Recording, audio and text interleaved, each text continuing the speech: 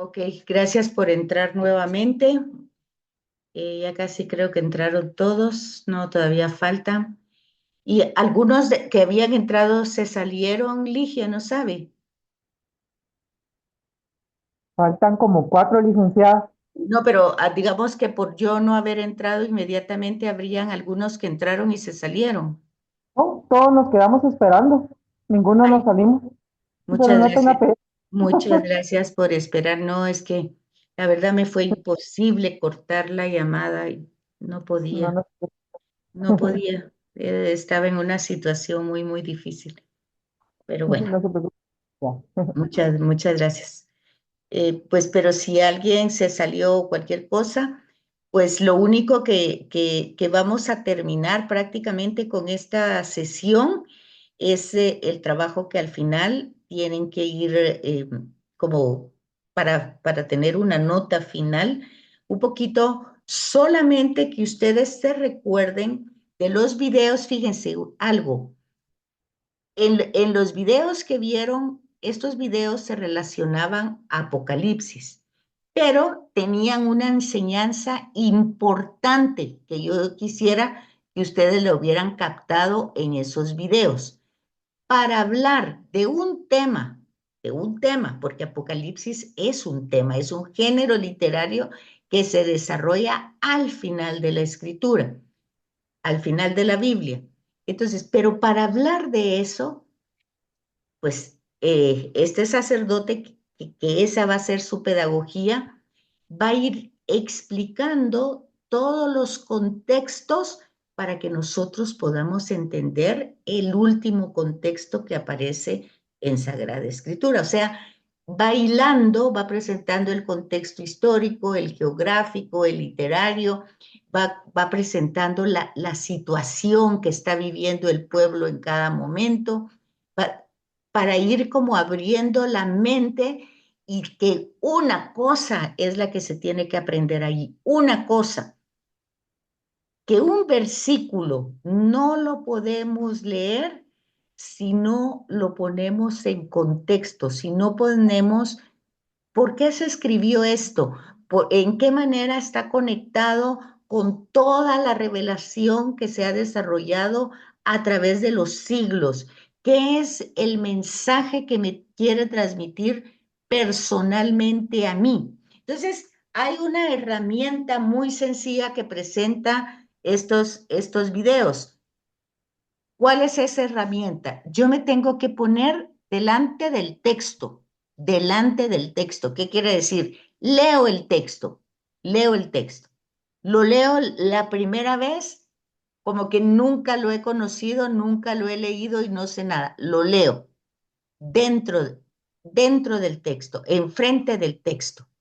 Pero luego lo vuelvo a leer y busco qué hay atrás del texto. O sea, por qué se escribió eso de esa manera, con esas palabras atrás del texto. O sea, ese texto que estoy leyendo, por ejemplo, aquí las bienaventuranzas, que estoy en las bienaventuranzas, pero que en Mateo dura o está en 3 capítulos, pues yo tengo que ver primero enfrente del texto, pues es la bienaventuranza y luego el desarrollo de una instrucción relacionada a la felicidad humana. ¿En qué consiste, según Jesús de Nazaret, la felicidad? O sea, la bienaventuranza.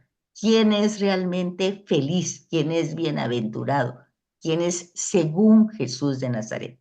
Bueno, y Jesús de Nazaret, que está identificándose plenamente con la voluntad de su Padre Dios. Bueno, entonces yo veo ese texto y estoy enfrente del texto.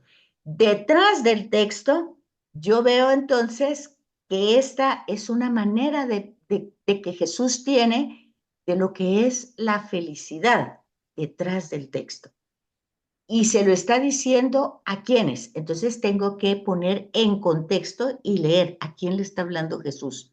Le está hablando a toda la gente, a la multitud, le sigue hablando a los fariseos, a los escribas, le está hablando al discípulo, ¿a quién le está hablando? ¿Quiénes son los destinatarios detrás del texto? ¿Por qué es que está hablando de esta manera? ¿Por qué se dice que esto es su carta magna, su programa de su ministerio, su proyecto más importante detrás del texto? ¿Por qué está todo eso? Esas preguntas yo las tengo que contestar desde mi lectura. Entonces estoy enfrente del texto, detrás del texto y después, ¿qué me dice el texto? Delante del texto, ¿qué me dice el texto a mí? ¿Cómo puedo yo dialogar con ese texto? Entonces, en primer lugar, si Jesús en estos capítulos nos enseña, por ejemplo, en el tema de la oración, él habla de cómo debemos orar, que aparte que es directamente con una relación íntima con Dios y cómo debo de hacerlo. Entonces, desde esa perspectiva, yo tengo que entender siempre, siempre, siempre que voy a repetir o a decir el Padre Nuestro, que no es una oración mía, sino que es una oración que ha hecho Jesús, que ha enseñado Jesús, porque son sus sentimientos, sus creencias, lo que Él está transmitiendo. Es como cuando a ustedes les piden un consejo o una ayuda, ustedes dan de lo que ustedes tienen, de lo que ustedes piensan, de lo que ustedes consideran. Y entonces eso hay que tomarlo detrás del texto, en el texto y delante del texto. ¿Por qué? Porque solo de esa manera yo no voy a repetir ese Padre Nuestro como loro porque no me pertenece. Ni siquiera voy a decirlo de una manera como que soy una grabadora, porque esa oración está impregnada de los sentimientos de la relación que Jesús tiene con Dios. Entonces, repetirlo mecánicamente es una pena muy grande para cualquiera que lo haga, porque no tiene sentido, ni tiene valor, porque Jesús lo dijo y no porque Él lo dijo, para mí tiene valor. O sea, tiene valor para Él, porque así lo dijo, así lo pensaba, así lo sentía. Ahora, si yo lo voy a repetir, tendría que tener si no los mismos sentimientos, por lo menos tomar en cuenta que eso lo dijo él desde su filiación, desde su relación con el Padre. Entonces, eso es lo que viene en esta parte con la oración, ¿verdad? Orar confiando en Dios Padre de una manera completa. Y entonces aquí es donde comenta el Padre Nuestro, pero va con una relación o con una analogía, ¿verdad? De que nosotros, los seres humanos, cuando damos algo a alguien que nos importa, pues no le hacemos daño, ¿verdad? Entonces, el Padre es más que nosotros, es una realidad que no es que la esté explicando Mateo, porque está desde Génesis. Aquí es donde yo tengo que ir conectando con lo que se ha revelado detrás del texto. O sea que detrás del texto significa que yo tengo que ver las concordancias que me van a mandar a Génesis, que me van a mandar a un profeta, que me van a mandar a un salmo o a un libro sapiencial o a un proverbio, porque no tienen que repetirme nuevamente lo que ya se ha ido revelando en la historia, sino que solamente tengo que estar consciente que eso que se está transmitiendo no lo dijo un filósofo, un maestro, un profeta, sino que es la revelación de Dios mismo en la boca de Dios. Entonces, si nosotros que somos malos, porque tenemos egoísmo, el ego es algo que forma parte de nuestra naturaleza, forma parte en la biología, forma parte de la sobrevivencia o de la supervivencia, porque para yo poder vivir, pues tengo que buscar el alimento desde siempre. Los cazadores, los que en algún momento de la historia tenían que buscar su alimento, pues tenían que pelear con un animal, no habían refrigeradoras, no habían muchas cosas. Entonces, esa realidad hoy se simplifica, porque nosotros no tenemos que matar a nadie para llevar un pan a la boca, ¿verdad? Pero en los principios fue así. Entonces las personas siempre tuvieron una conciencia de alguien que podía ayudar y podía proveer. Entonces, ese tema se va superando el tema del egoísmo, porque si yo cazo, por ejemplo, un venado, por ejemplo, pues no me lo puedo comer todo, ¿verdad? Y aunque me lo quiera comer todo y guardar para más días, pues eso se arruina. Entonces, habían muchas maneras de intercambio que nosotros lo aprendimos como un trueque. Pero el tema es que el egoísmo forma parte radical y de nuestra constitución biológica. Sin embargo, entonces, este sentimiento que es tan natural debe ser superado.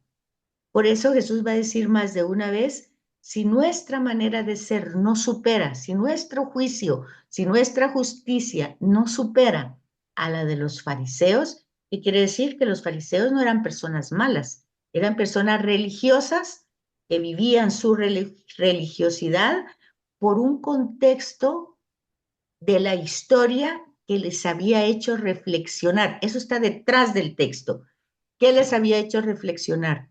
Que perdieron todas las promesas de Dios porque no siguieron la norma que había dado Moisés, porque eran impuros, porque no cumplían la voluntad de Dios, en fin, por muchas cosas. Entonces ellos se dieron cuenta en su historia personal que se habían alejado de Dios y habían perdido todo. ¿Qué es ese tema? El exilio de Babilonia. Perdieron la tierra, perdieron el templo, perdieron la monarquía. Y fíjense que es tan perdida que luego medio que la recobran, pero en el periodo romano todo se vuelve a destruir y casi hasta el día de hoy. Entonces, todo esto ellos hacen la conciencia de que es porque han fallado y entonces por eso ellos desarrollan todo el ritual de abluciones y de oraciones y de dar limosnas, porque ellos quieren recuperar lo que han perdido, ¿verdad? Reparar el daño causado. Pero Jesús les dice, esa no es la manera, porque al final de cuentas lo que hicieron fue darle una importancia a una letra, o sea, la Torá, una importancia a un día, o sea, el sábado, una importancia a una casa, o sea, el templo, pero se les olvidó lo más importante, la misericordia y la compasión ante el sufrimiento humano. Y esto también viene detrás del texto. ¿Por qué?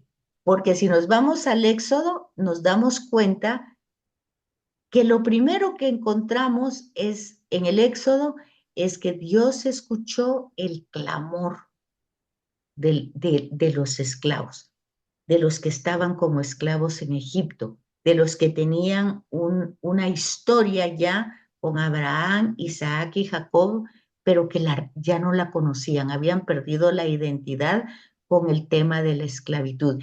Ese tema se va a recorrer a través de todos los textos, de toda la Sagrada Escritura, incluso Apocalipsis, incluso los sapienciales. ¿Se recuerdan cuando vimos los sapienciales?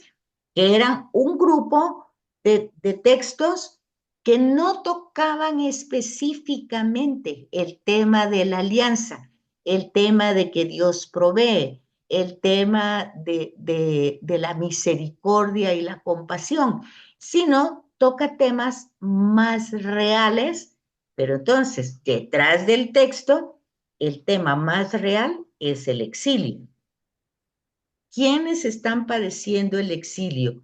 ¿Los que cometieron las faltas? Pues no, porque estos ya nacieron en el exilio. O sea, son la segunda, la tercera, la cuarta generación, y entonces ellos están padeciendo algo que no entienden por qué lo están padeciendo. Entonces, han perdido también al profeta, han perdido todo tipo, todo lo que les guiaba hasta determinado momento, lo han perdido, hasta que aparece Juan el Bautista. Y luego el que es el que va a mostrar quién es Jesús de Nazaret. Entonces, des en cuenta de que todo estos pequeños versículos y estas bienaventuranzas, cuando se dice que son el programa de Jesús, es porque sintetizan no solo los libros sapienciales, sino toda la historia de la salvación y trata de explicarla. Ahora, Jesús utiliza parábolas, analogías, metáforas. Entonces nosotros tenemos que descubrir en el texto el género literario que se está usando. Esa era la explicación de los 5 videos que iba tratando de ubicar para poder hablar de Apocalipsis, que es el final, pues iba queriendo ubicar toda la historia de la salvación para llegar a ese momento. Entonces, el punto de orar es la confianza, creerle. No, la palabra no es exactamente estar sometido, pero sí abandonarse, que es la palabra clave que hemos ido teniendo a través de lo que hemos ido viendo. Entonces, Ya. fijarse en ese tipo de cosas ¿Sí? para poder ir captando, captando el texto. Y entonces dice aquí, en los versículos del 7 al 11, nosotros cuando nuestros hijos nos piden algo, pues si nos piden pan, pues le damos un pedazo de pan, ¿verdad? No le vamos a dar una serpiente, dice, o una piedra. Entonces sabemos dar cosas buenas. Entonces, si nosotros afirmamos que Dios es creador, que Dios, ¿y dónde lo afirmamos? Pues lo afirmamos porque se nos ha revelado desde el Génesis, que es el creador, que es fuente de vida, que ha desarrollado todo en la historia, que hay un proyecto. Entonces, si sabemos que es un padre que tiene un amor paternal, que se da, entonces quiere decir que da cosas buenas. Entonces, ¿por qué? ¿Por qué entonces cuando hay cosas que no me agradan, yo tengo que reclamar? ¿Por qué? ¿Por qué reclamo? ¿Por qué no puedo pensar que las cosas que pasan, que no me gustan, son consecuencias de temas que yo he hecho posiblemente equivocados o sin discernir y que han tenido su propia consecuencia? Puede ser eso. Luego puede ser otra realidad, que es el tema, hablábamos de la salud, por ejemplo, pues hay cosas que se salen de nuestras manos, por decir así, y como no encontramos la causa original, pues se nos olvida de que el Padre es bueno y da cosas buenas. Entonces pensamos, bueno, ¿qué hice mal para que Dios me castigue? Entonces, esto distorsiona la revelación, porque en el texto no hay ninguna historia, más que ya vimos el lenguaje duro que utilizan a veces los profetas, pero para hacer reaccionar a la gente, ¿verdad? Para que cambie, para que se convierta. Entonces, es importante darnos cuenta de esta revelación, de entender verdaderamente que Dios es un Padre, que es bueno y que nos da cosas buenas. Y entonces aquí en la nota de pie de página nos pone concordancias en Segunda Corintios, en Ezequiel, y nos va desarrollando pues este tema y en Salmos 37 para que nosotros vayamos viendo que no es algo nuevo lo que hay en las bienaventuranzas, sino es una recopilación. Luego tenemos la regla de oro, que es la suma de toda la escritura y se encuentra en el versículo 12. Si alguien lo encuentra por ahí, Se da en algunas culturas de una forma negativa, pero su aplicación abarca todo lo cotidiano, ¿verdad? Todo. ¿Y cuál es esa norma de oro? ¿Cuál piensan ustedes que es?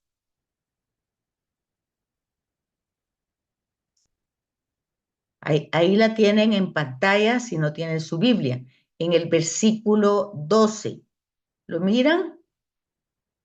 ¿Lo miran? Aquí está, miren. ¿Ya vieron la regla de oro? ¿Aló? Sí, licenciada, sí. Ah, ¿Y qué dice? ¿Qué dice esa regla de oro? en la Biblia dice, por tanto, todo cuanto queráis que os hagan los hombres, hacedlo también vosotros a ellos. En esto consiste la ley y los profetas. ¿Ok? Entonces, aquí tienen ustedes, en la pantalla, tienen aquí el versículo. Tratad a los demás como queréis que os traten a vosotros.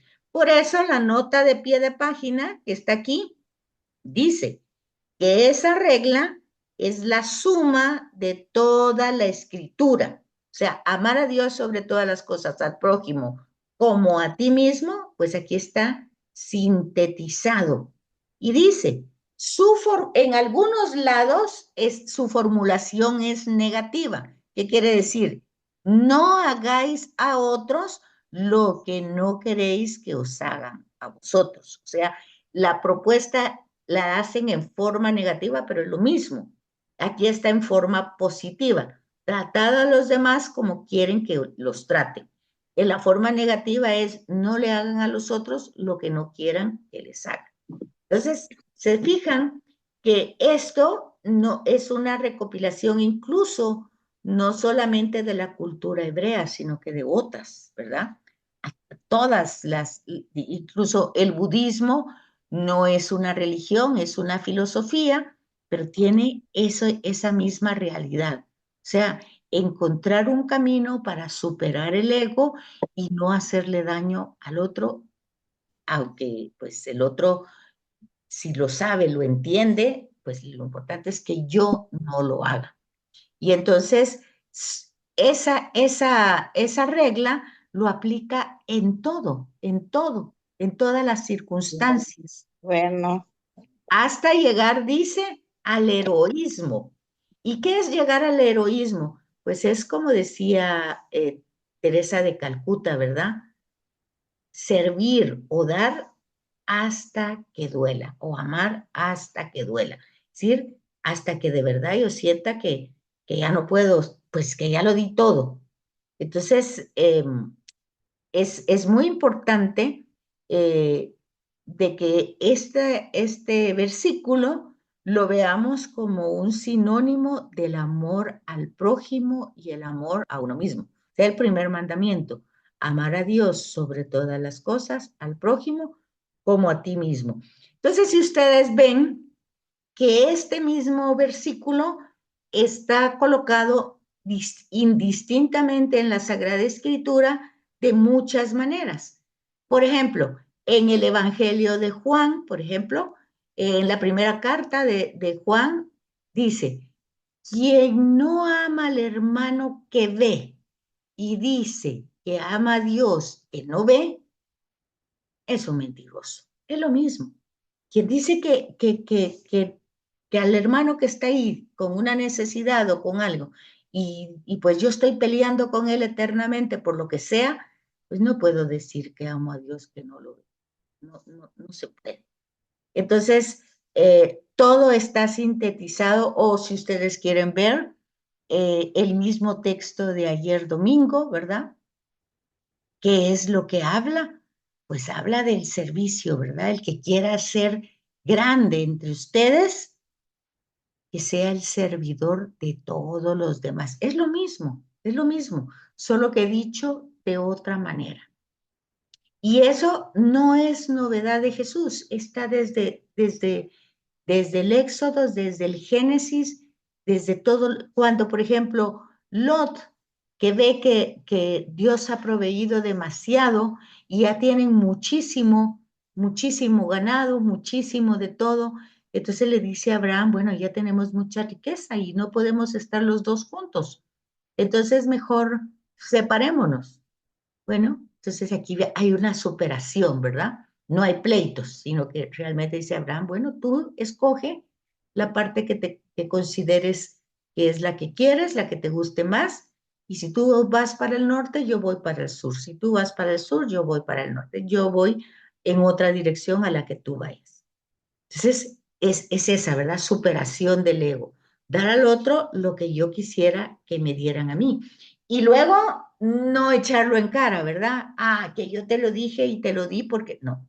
Esto ya ha hablado anteriormente y tu padre que está en lo secreto ve la acción del corazón.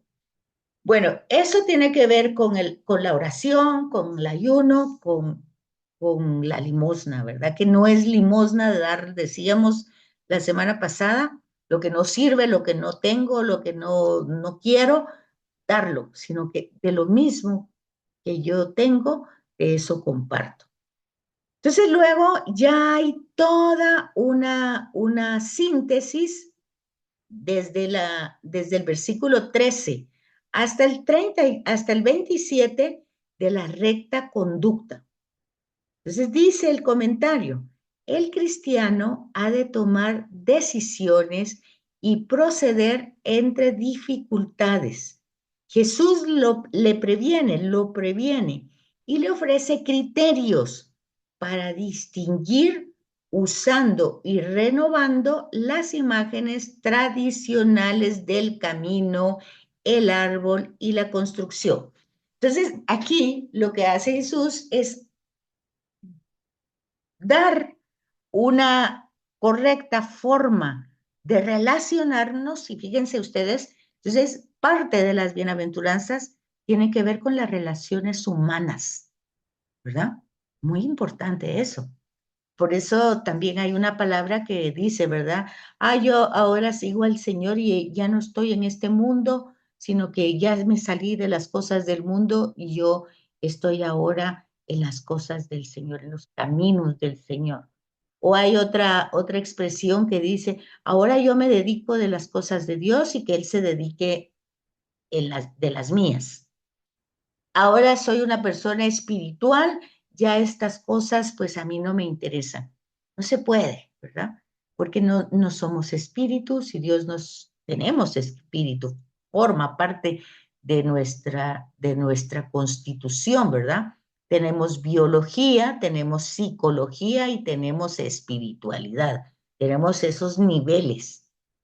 Pero no somos solo un nivel, no somos ni solo personas psicológicas, o sea, intelectuales, mentales, o sea, razonamos, pensamos, tenemos inteligencia, pero también tenemos o sea, un cuerpo, una materia, necesidades físicas, las tenemos. Y tenemos también espíritu. Y todos estos van conectados. No se puede dejar uno y solo preocuparme del otro. Tengo que cultivar lo intelectual, lo corporal y lo espiritual porque están integrados. Entonces, dice aquí, es el cristiano, pues lo que hace Jesús a sus discípulos, porque el cristiano es un discípulo y es un discípulo misionero que ha tomado muy en serio el seguimiento de Cristo. No lo toma así porque, ay, yo no tengo que hacer o ahorita ya me jubilé, entonces me voy a dedicar a esto porque esto me llama la atención, me gusta, me entretiene. No, no es un entretenimiento, es una manera de vivir. Y esta manera de vivir se vive porque se ha tenido un encuentro personal con Jesús. Y en ese encuentro hay cosas no solo que me atraen, sino que valoro. Se supone que en el tema de las bienaventuranzas hay cosas que valoro de ese discipulado. Entonces Jesús no se trata de que entonces el seguidor va a estar exento de sufrimientos, de penas, de dolores, o sea, que porque yo te sirvo, Señor, y mira lo que me está pasando. Bueno, pasa eso y dice, fíjense muy bien, ha de tomar decisiones y proceder entre dificultades, Jesús le previene y le ofrece criterios para ir caminando en esas situaciones difíciles y utiliza analógicamente el camino, el árbol, la construcción. O sea, fijarse, los que construyen, fijarse cómo se desarrolla la vida en un árbol, la importancia de la raíz, del tronco, de las ramas, cómo es que sale el fruto. Si ustedes siembran un palo de limón, no les va a dar manzanas, ¿verdad? El fruto, por el fruto los vamos a conocer, se les va a conocer. Entonces, es importante darse cuenta que cuando habla, por ejemplo, del camino, pues siempre van a ver como disyuntivas, como realidades, pero eso tampoco es novedoso. Está en Proverbios y de alguna manera también en Salmos, que hay criterios, a veces nos llama la atención lo fácil y va a estar presentado como un lenguaje como anchura, ¿verdad? Todo es fácil, todo se fluye y ahí damos gracias a Dios y porque todo va bien. Una terminología que utiliza la gente cuando dice bendecido. ¿Y por qué está bendecido? Pues porque todo gracias a Dios, tengo trabajo, gracias a Dios, y sí, gracias a Dios.